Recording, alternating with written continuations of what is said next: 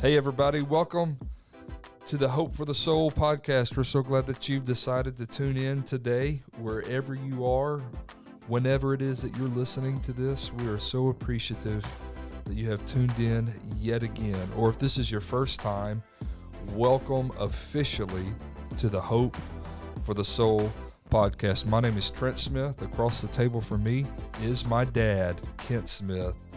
And our goal is just to provide weekly content to you, whether you are listening or whether you're watching. We just want to provide weekly content that will encourage you and give you hope for the situations that you are facing. And if you are watching on Facebook, YouTube, or conroechurch.live, we would strongly encourage you. We would love for you to make the journey over to Apple Podcast or Spotify or Google Podcast and subscribe and listen there, and also rate.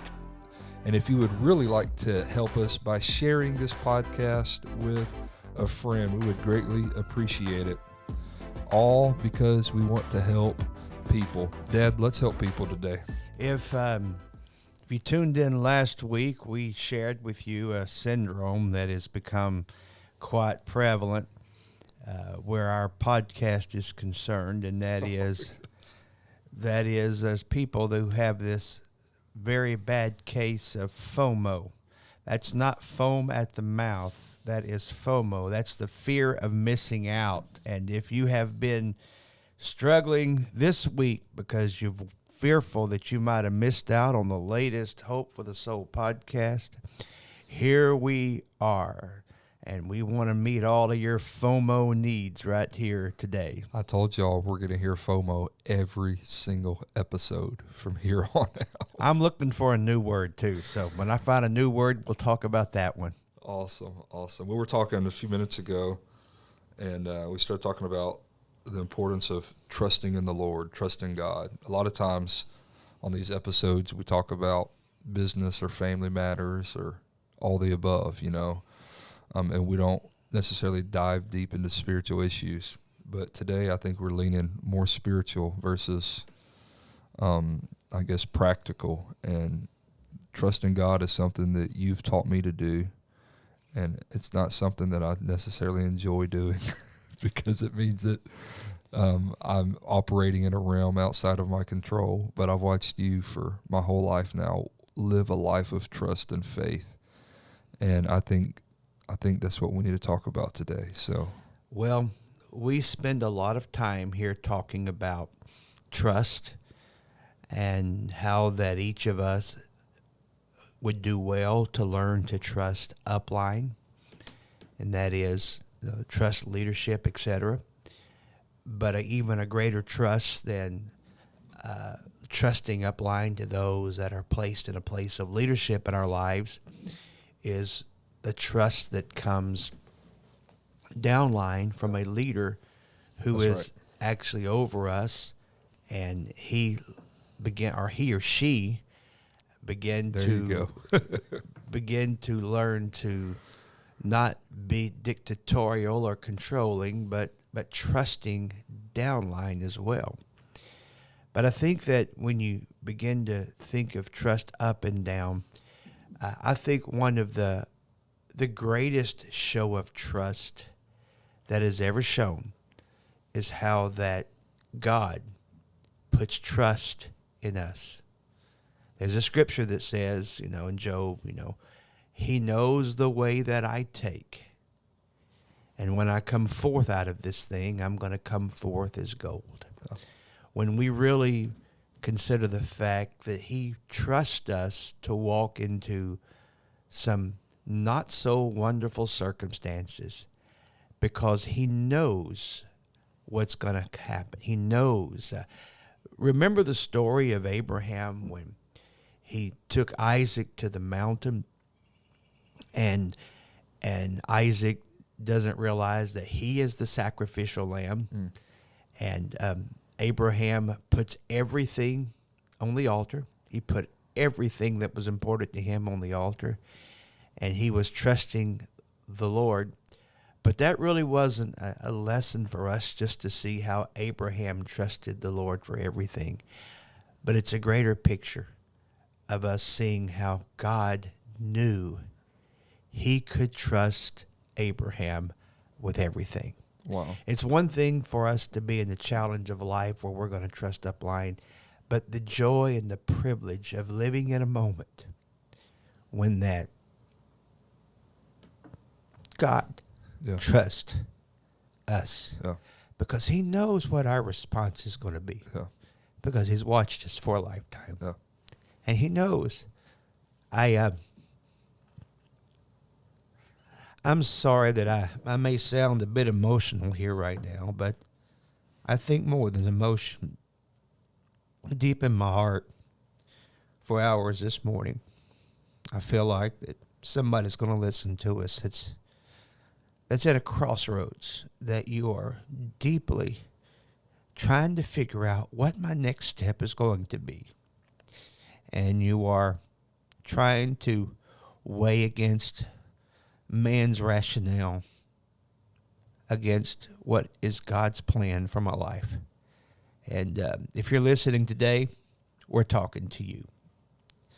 I think that, first off, we didn't talk about what you just talked about earlier, but that got me thinking just now about, obviously, we need to trust the Lord and walking down that pathway of him also trusting us. My mind goes to Mary, the mother of Jesus. Imagine the trouble that she was trusted with of carrying a baby out of wedlock. Not even, she was engaged but not married. And all the societal pressures of the day that came against her, but yet she had to walk boldly and knowing that people weren't going to believe what she said, that an angel had visited her, yet she had to walk confidently, trusting God because he had trusted her.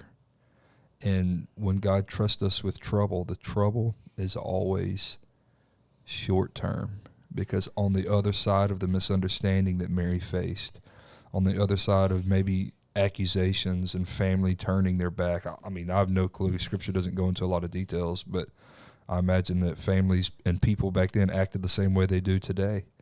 But on the other side of that trouble came a beautiful promise that now you and I walk in today. Oh, for Mary, there was definitely a cultural significance, and we see in the Old Testament law what should have happened to her. But you see how that she found favor in the eyes of the Lord, and the Lord trusted her with himself, knowing what was going to happen with Abraham the same way. He trusted Abraham to do what was right. And then you hear the words of the Lord where the Lord says, Abraham, now I know. Now I know. Things happen in life. We're all presented with things in life that make no sense. We have disappointments. We have heartache. There are circumstances that arise in all of our. We all will have our moments when we walk through the fire. We'll all have our moments of trial. We'll all have moments, and here the Lord allows these things to happen because He's going to see how we respond. But the fact that he already has a pretty good understanding what our responses are going to be, because he's watched our responses in the past. Yeah. I know that we had a tremendous disappointment, a heartbreak in our lives 9 years ago. We had a granddaughter, Anna Lee, who was in the house with her mom. They were living with us.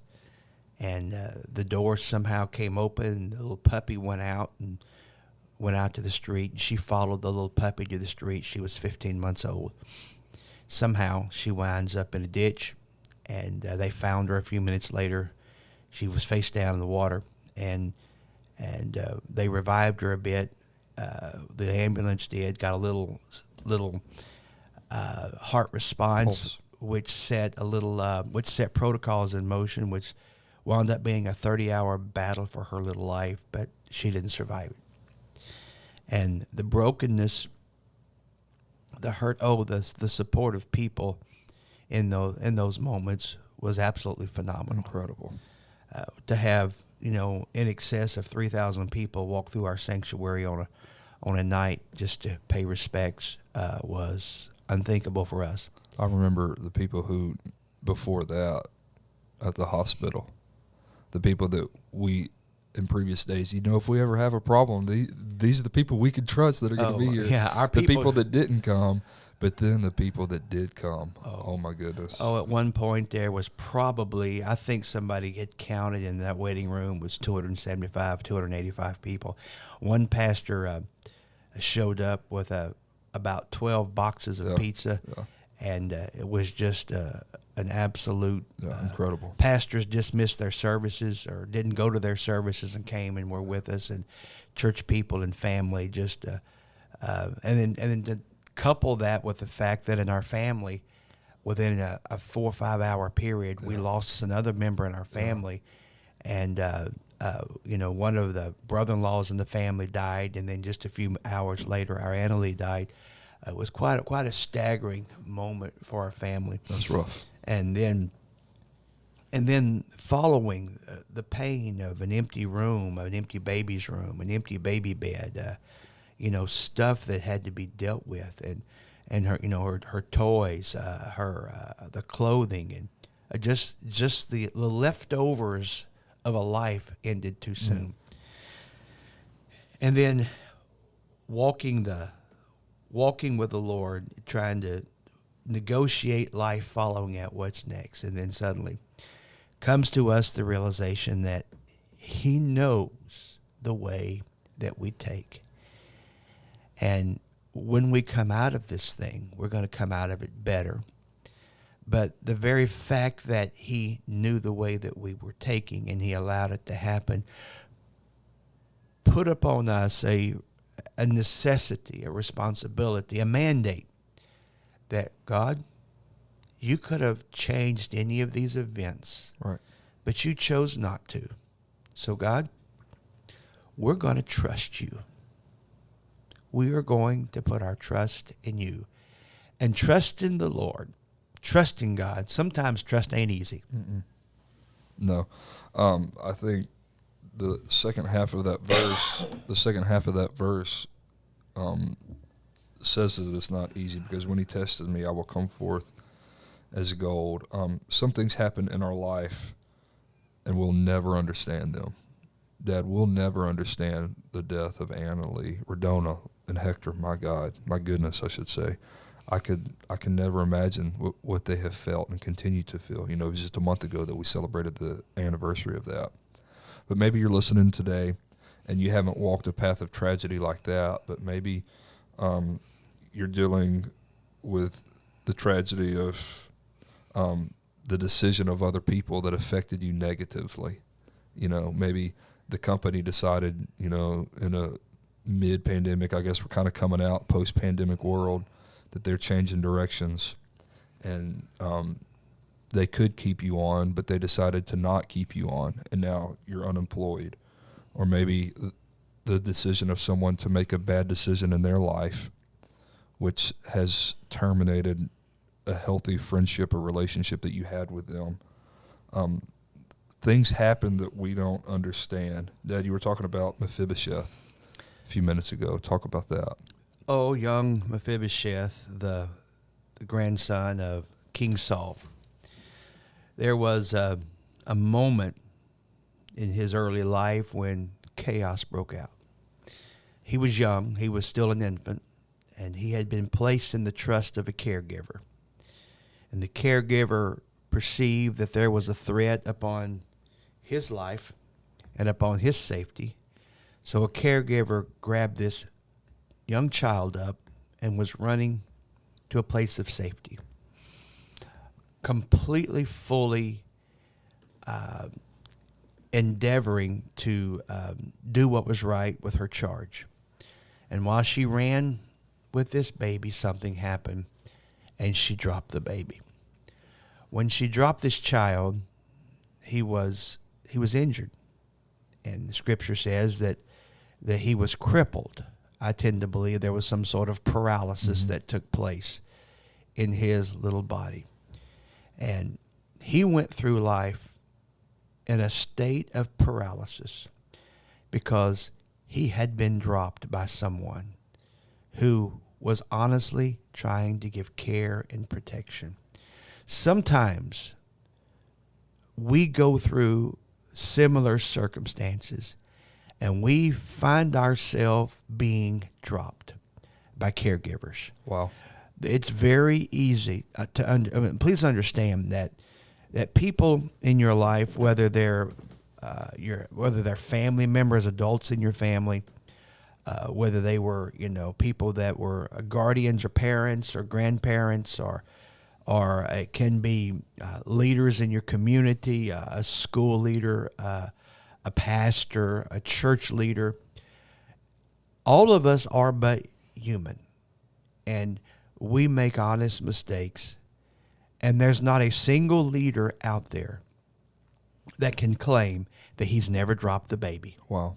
We've all, in some way, We've all dropped him. we've all dropped a baby. And in so doing, none of us would necessarily intentionally try to cause harm or inflict pain upon someone else. But life happens, and we are human. And because none of us are perfect, we are but flesh when we drop the baby. Or maybe we're the baby that has been dropped. All of us have been in both roles. All of us have dropped the baby. And other moments in our lives, we have been the child. We have been the one that was dropped by a caregiver. And when those things happen, we go through life carrying wounds, carrying marks in our life that happened because we literally were dropped by someone who was in charge of making sure that we are safe.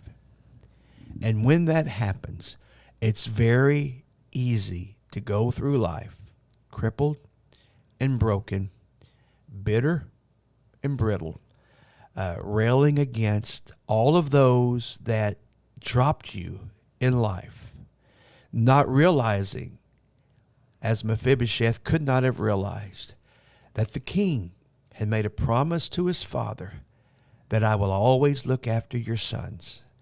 And when David came into power, he remembered his promise to Jonathan. And he said, are any of the sons of Jonathan still alive?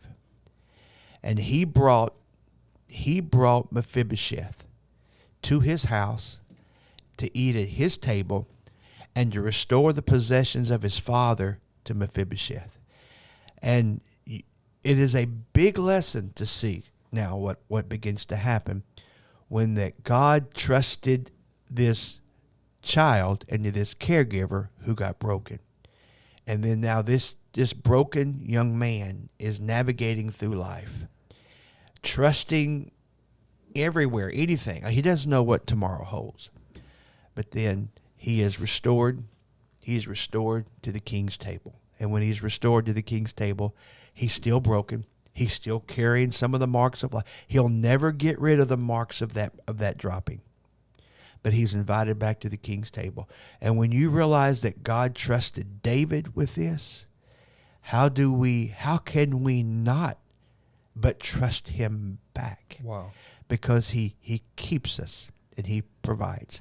And I don't know, I've been in this pulpit for more than 30 years. If I've averaged, I don't know, I'm very certain more than 5,000 times I've spoken in some form or fashion to Conroe Church. And if there's any message that I have endeavored to share with them, and that is, we can trust God in any and every circumstance. Yeah.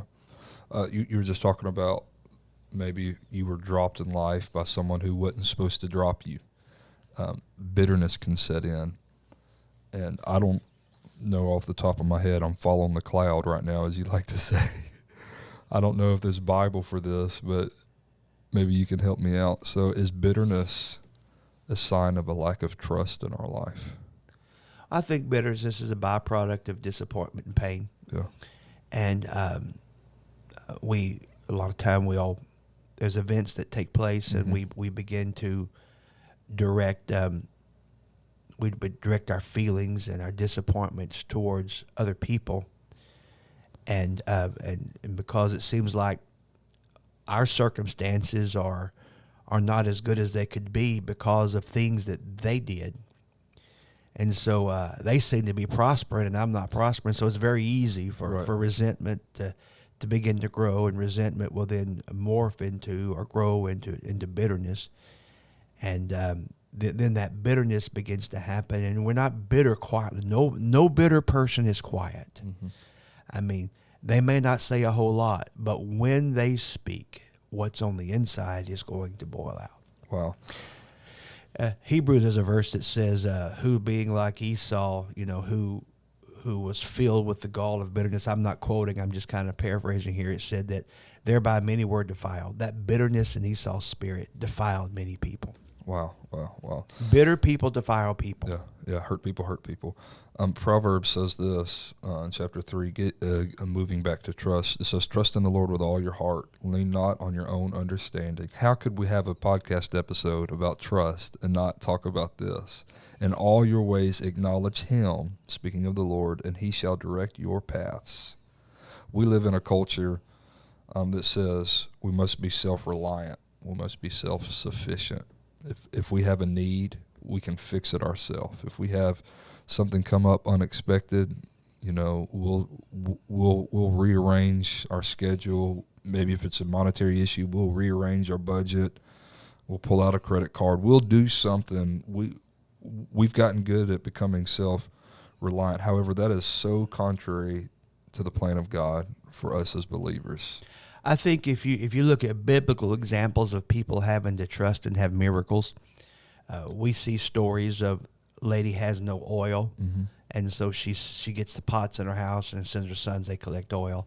We see other moments of the miraculous that unfold. They got empty faster. In our society, because in our culture, we don't get empty quite as fast. I mean, we may not have money to take care of a circumstance or take care of a sickness, but it doesn't matter a lot of times if we have money, because we have insurance against times we don't have money. Right. Wow. And then we have credit cards that help us when we have all these other resources in our lives. And so I think in our culture, it takes longer for our resources to run out to where we really come to a place in trusting God. Yeah. And so I think that maybe some of our stories may be a bit more dramatic now because, used to be there was no money and they needed the provision for the Lord. But now you don't have money. You can use a credit card, or you can use your insurance policy, or you've got points saved up in something else, and you can cash them out. You can juggle things around, and you've still got resources. I think that the miraculous unfolds in our life is when we finally get to the end of our resources. And because in this culture we have so many resources, we simply trust in this layer of resources and this layer of resources and this layer. I mean, what culture in the world has got a resource that if something's wrong in your life, some friend of yours can go on social media and create a GoFundMe account, and you got $10,000 tomorrow. Yeah. I mean, you got to have a lot of. To get to the point where you have none of those resources anymore, to where you can actually have to come face to face and trust God. So I think that to trust the Lord, it's just best to walk through life acknowledging I have resources, but these are not my resources. These are God's resources. Right. And I have blessings in my life, but none of these are of my own making. The gifts and the blessings and the things that are sitting in my life, they are a gift from God. And I trust him with everything that I've. That's the reason it's easy to tithe, or it's easy to give, because it's not mine anyway. It was never ours. It was never. I was trusted.